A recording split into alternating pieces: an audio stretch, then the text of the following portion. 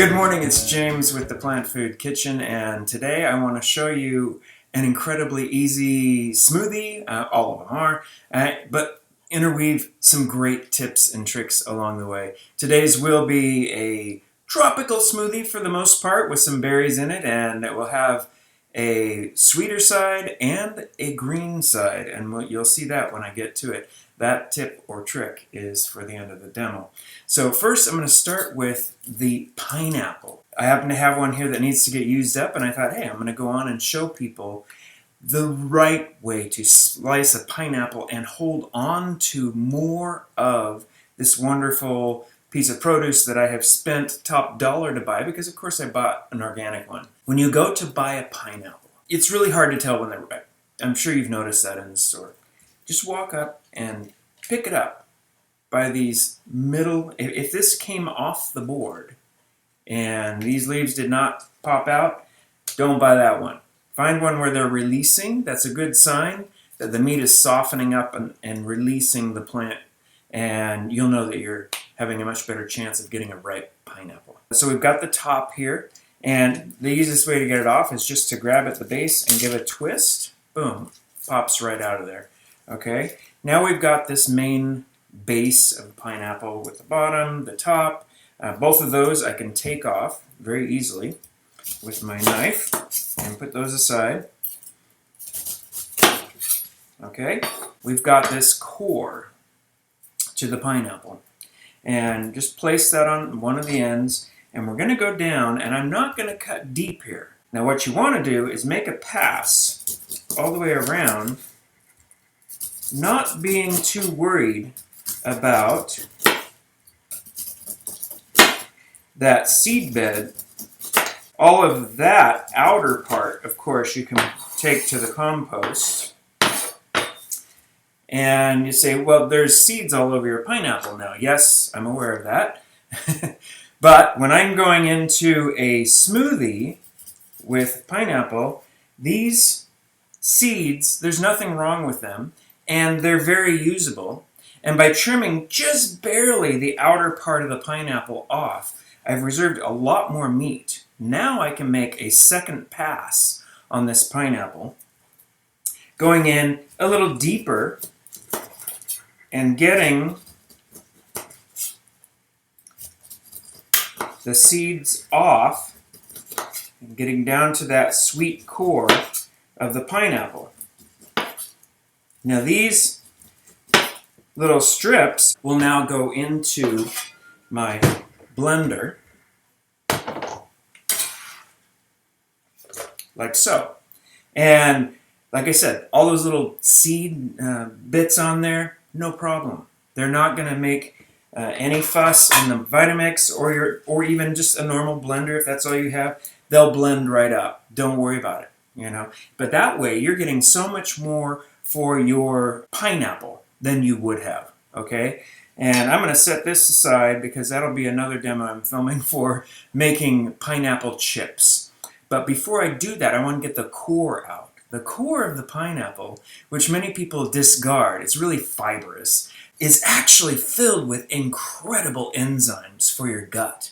And so I like to take and slice the cheeks off the side.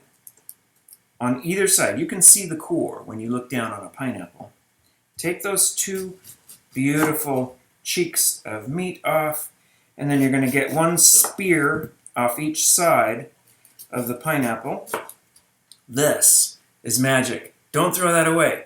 The core has enzymes in it they actually make enzymatic supplements that people take from. So good for your gut. Really high in fiber. You can throw that right into the smoothie. Boom. No waste. You know, and then all of this beautiful pineapple here will be, in my case, chopped up into making chips. Making smoothies is really easy, and I'm kind of cleaning the fridge out usually, and I actually have a little smoothie log, which I recommend anyone does in the kitchen, because sometimes you'll make one and go, wow, this one was really good, and run over and write down the ingredients, exactly what you put in, how much, and you're going to come up with your favorites. One basic thing you want to have in a smoothie is something creamy in the background. We usually like that. If you're making a greener smoothie, that might be an avocado. In this case, it'll be banana. Banana brings a wonderful creaminess to the background. Some people put nut milks in, like oat milk, to add that creaminess. You could also put in some sprouted oats, and they'll blend right in and create that creamy oat milk type background in the smoothie. So there's a lot of different ways you can bring in that creamy side. I like to bring in definitely some sweetness and vitamin C. What I'm doing here is trimming down an orange. Now, of course, you could peel an orange. And some people do just peel an orange and throw it into their smoothie. But when you peel an orange, most of this white pith comes off. Well, guess where most of the vitamin C in an orange is? So if there's a way that we can get that in there. Now, the skin can be overpowering, the orange part. It's great to flavor stuff with. We all know that when we're zesting with it. So if a little bit of it gets in there, no problem. So I just take my chef knife and trim around. And notice, I'm only taking the outer skin off. Look at that white orange. Because the pith, where all that wonderful vitamin C lives, is still on it. Boom. Okay, now that's what's going to go into my smoothie. And I have another one already sliced up here. I like to put 2 of them in there. And I did the same thing to a lemon. Why lemon with the orange? Well, both of them provide a lot of great vitamin C, but the lemon, of course, brings in that sour, where the orange is going to bring in the sweet. We want to create layers of flavors. And you'll get to know that when you start putting smoothies together. Sometimes they're just too sweet, and they need something to counterbalance it. Well, throw a lime or a lemon in there, and that many times will balance things out. On the bananas, I'm just going to put 1 in there, and of course I'm always choosing that banana that has all the freckles and spots all over it, that is starting to get really soft. The sugars have developed in this, and the starches have converted, so it's not going to be hard on the gut. Green bananas can cause constipation. And if you're needing to solidify your actions in the bathroom, eat a green banana. That can be helpful. But generally, stick with the more ripe one. Then I'm going to put in some fresh strawberries. And the strawberries, I don't have to take the greens off of. These were organic, so leave those greens on there. Boom, pop them right in. Okay? I have some blackberries that were in the freezer. You can see these are all frosty. Love that. I like to never waste any kind of berries, and many times I buy them when they're on sale, and I'm not quite using them up in salads or just all the different ways that I use berries. They're such a powerful part of our antioxidant dance that we do in the kitchen. So I just pop them in the freezer and save them for smoothies. So let's put some blackberries in there as well. You can put some apple in as well for the sweet side. I'm not going to add apple in on this one. I just brought that out to mention it. I have got a lot going on in here with the pineapple already in there, which is going to be sweet and sour. It plays both roles. But then I've got plenty of sweet with the orange and the sour with the lemon. And I'm going to bring back back it up with the creaminess of the banana. So then we're going to put a little bit of water or nut milk in here. I tend to use water. I just want to have my smoothie just be about the fruit. So I'll just grab my filtered water and we'll put some of that in here. And you don't have to go probably about halfway. There's a lot. Remember, all that fruit has a lot, 70 to 80% water in it, which is so hydrating to our bodies and wonderful for us. Then we'll throw the lid on here and blend her up.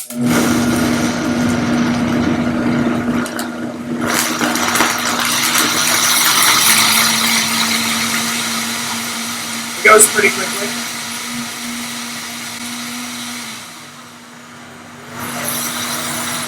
Now I've got this beautiful smoothie here.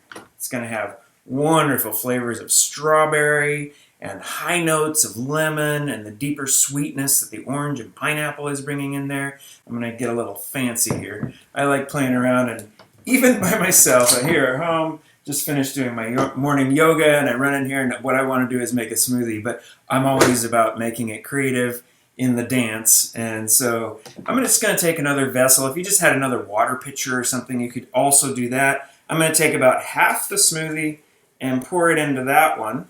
I'm going to go back on here. Now, I'm always looking for great sources of protein, of course, in a plant-based diet. And these are lacinido or dino kale. And we all know that they provide a wonderful source of protein. So let's just rip that up and throw it in there. And then another star on the scene as far as protein goes is moringa. If you don't know about this, you should. And it is probably one of the best sources out there, period. I'm even over kale. Now, the thing I like about moringa over spirulina powder is that it doesn't have a strong, overpowering flavor it brings, but it gives a punch as far as what it delivers in protein. Okay, let's put that lid back on and blend this down in. Take it a minute to suck it all down in here.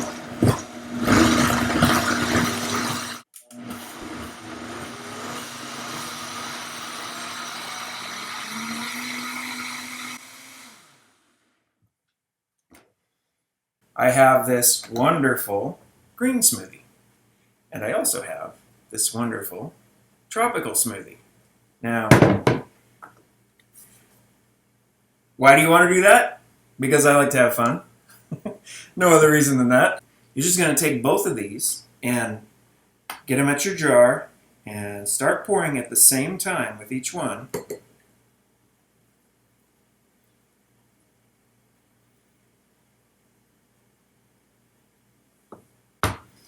Boom. So, look at that. Now, you grab the nasturtium from the garden outside, throw it in the top there. There's your beautiful, tropical, green smoothie. And this is wonderful tasting.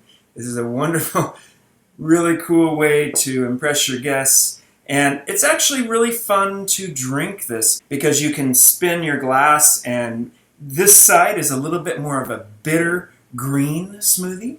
This side is going to be the sweeter tropical smoothie. So there you have it, my tropical smoothie with a kick of green in there, and a really fun way to make an impressive striped smoothie that you can serve up to your guests. So enjoy.